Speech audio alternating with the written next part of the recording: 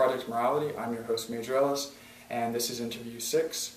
Go ahead and introduce yourself, and then we'll go ahead and begin. Okay. Should I be facing the camera, or are you? Most people, I prefer to, actually talk to you, and then it's just kind of recording, but it's just a conversation between us, essentially. We can forget that it's there. Okay. I'm Steve Bannerman. And you can, your occupation, your religious background.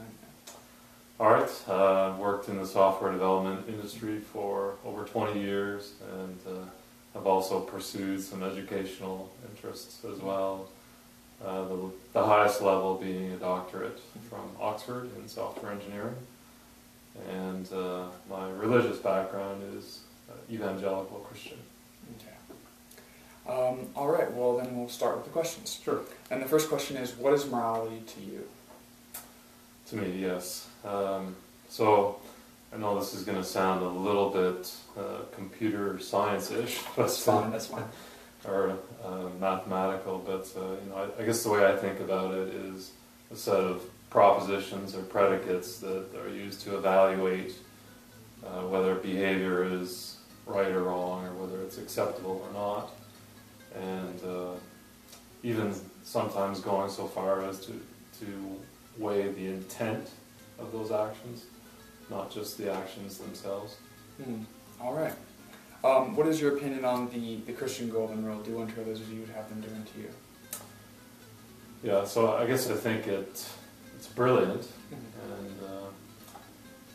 in the sense, well, a couple senses, a number of philosophies had espoused that idea prior to the time of Christ, and often Christ is attributed, the idea, but really I don't think it was totally his, but I think what he added to it was related to the intent, right? Throughout the Sermon on the Mount, he again and again he said, "You've heard it said, but I say." And my belief, my background is that he is in fact God, and so it's not surprising that it's brilliant coming from an omniscient being, but. So he was sort of, I guess, accepting those philosophies that had espoused the idea before, but then adding to it, right? Adding the idea of intent. Why am I doing this? Is it out of selfish gain, or is it for the benefit of others, right? And I think some of the other philosophies would say, don't do unto others don't do unto others what they wouldn't have them to. Yeah, right. So in the negative sense rather than the positive sense. So he gave it in the positive sense, and also I think in the context of the Sermon on the Mount brought in intent. So I think it's brilliant for its simplicity, and applicability. Very broad. I think.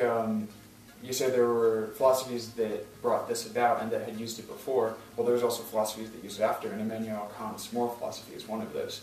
His categorical imperative is based upon the maxim. He says, "Do not act unless you want your actions to become some universal law." So it's a little bit of a modification of this, but what it essentially is saying is that don't do an action that you don't want everyone else to be able to do to you, in that sense. So that's why I asked this question, is because it puts it into a religious context, breaks it down to what it actually is. Now, are you familiar with the George Zimmerman versus Trayvon Martin case? Only vaguely, just from Fox News. Right, yeah. So maybe not the most unbiased source, but yeah.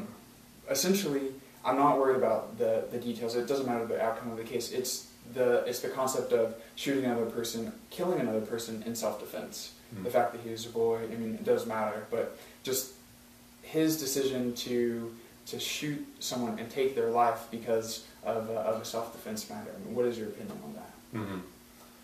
Well, yeah, I guess when I looked at the question, I thought, it's possible that really it's not one or the other who was morally wrong.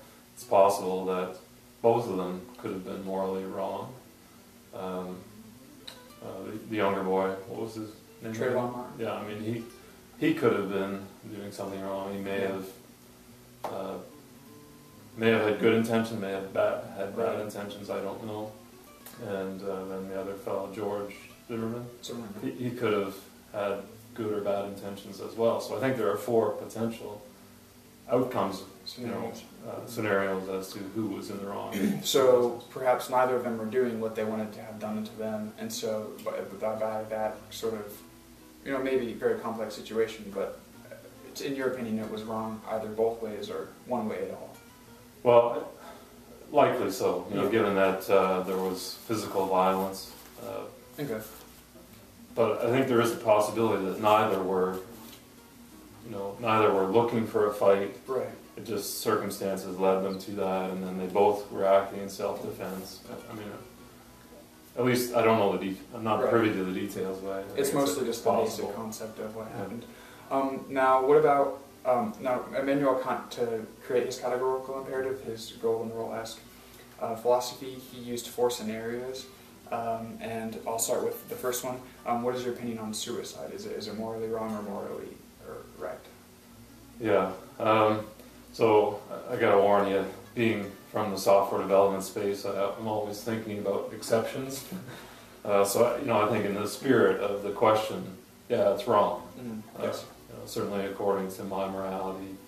But thinking of the exceptions, I think of spy movies or something like that, where somebody is giving up their own life, killing themselves in order to save a population of people or whatever. That would be a good intent, and I think in that case it wouldn't be morally wrong. But I think if the intent is I want to leave my pain, escape, and thinking of yourself above others, then I imagine that's what he had in mind, and I would think that's wrong. Yes. And then what about making a false promise to secure a loan? Yeah, I think that's certainly wrong. I was struggling to think of a case where it might be reasonable to do that, but I couldn't think of one.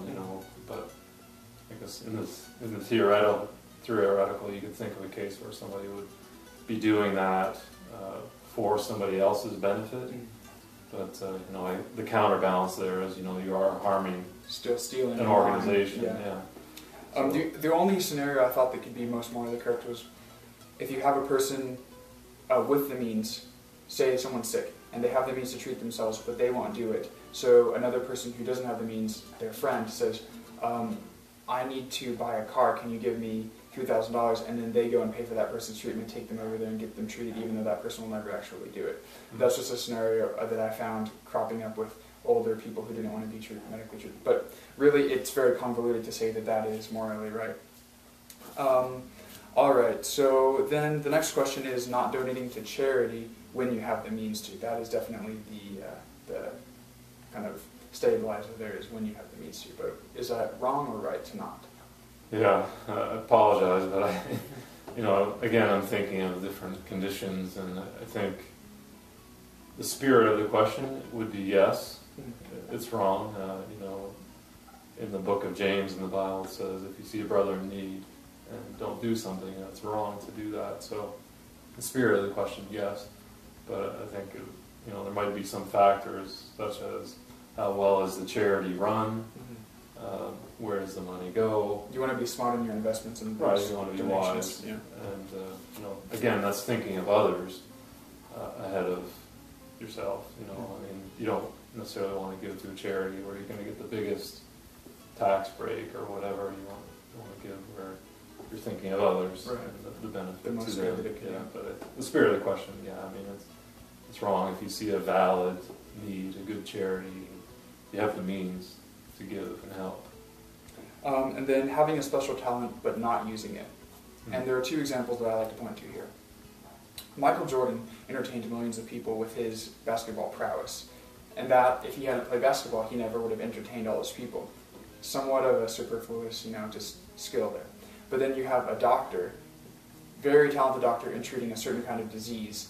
He moves on from being a doctor to pursue his interests in traveling, whatever, does not continue to treat all of the sick people who are in the world with the disease. What is your opinion on that special talent that he doesn't use, wrong or right? Yeah, I think if he or she is leaving that for selfish gain, then I think that would be wrong. Okay.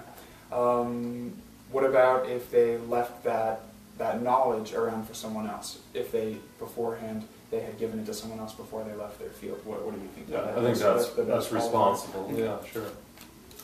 I mean, I hesitate to say it's wrong to do that. I mean, there are always other circumstances. If you're close to a breakdown because all you're doing is treating people and things like that. You can put someone else in danger, Yeah. All right, and then the final question here. Do the laws of the land, obviously you're from Canada, so the laws are different there than in the United States, but laws of modern laws, essentially, do they establish morality that we have, or does morality establish those laws? I thought that was a really interesting question.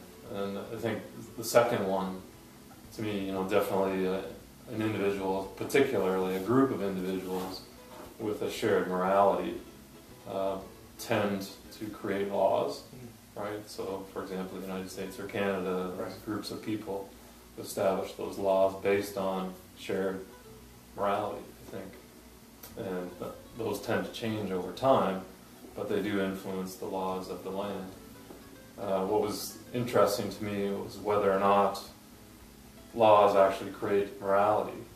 And I don't know, I tend to think that they can. It goes back to the definition of morality, right? And whether or not there's one objective morality or multiple moralities. If there's a morality for the United States, a morality for Canada and other countries in the world, then I think laws do create morality. They establish what's right or wrong in that particular context. But I don't know. I think there is also an objective morality, and I don't think, for example, a law saying that it's right to murder or it's right to drive 100 miles an hour or something like that. I don't think they create a morality. I mean, they don't conflict with that objective morality. Yeah. They can they can conflict with subjective moralities or independent morality. Kind of what inspired the question was that I hear an atheistic argument with Christianity is they say that the only reason that we don't kill each other right now is because there was a law that would keep us from doing that. It's kind of a Thomas Hobbesian sort of state of nature sort of thing, state of war, that anyone in a state of nature without any laws or any confines is going to kill everyone else who gets in their way just because that's what our natural state is. And they say that the only reason we don't kill each other is because there are laws that keep us from doing that. So that's where the inspiration for the question came, in terms of, where does that morality come from that we're interacting right now, to benefit each other in a sort of way. So, pragmatic morality. Exactly. Okay. All right, so that's pretty much all the questions I have. Thank you very much. And this is Project Morality Interview. I think this is 7 now. So 6. 6. The one you're right. 6.